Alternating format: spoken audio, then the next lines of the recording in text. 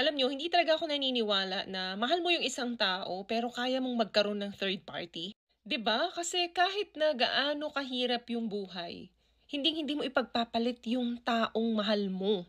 Isipin mo pa lang na masasaktan mo siya, mas masasaktan ka na kung talagang mahal mo tong tao na 'to. Kasi ganun ang tunay na pagmamahal, yung sakit niya, sakit mo. Kaya nga 'di ba, kapag may mga kaaway tayo, mas naunang nagagalit yung mga partner natin kesa doon sa atin. Minsan kasi hindi nakakapasok talaga yung tamang tao sa buhay natin kasi nasa maling tao tayo. Because we are holding on to that person. So meaning, sarado yung pintuan natin kaya hindi makapasok yung taong para sa buhay natin. Nandyan ka nagstay sa taong hindi talaga para sa'yo. Bakit hindi mo bitawan para makapasok yung taong para sa'yo? Lalo na kung paulit-ulit kang niloloko, hindi ka nirerespeto, hindi ka tinatangi, at hindi ka binibigyan ng tratong deserve mo. Kaya wag kang maniniwala pag sinabi niyang kaya niya nagawa yun dahil nagkulang ka. Or kaya niya nagawa yun dahil natukso siya. Kailanman ang mga dahilan na to ay hindi karapatan para saktan ka niya.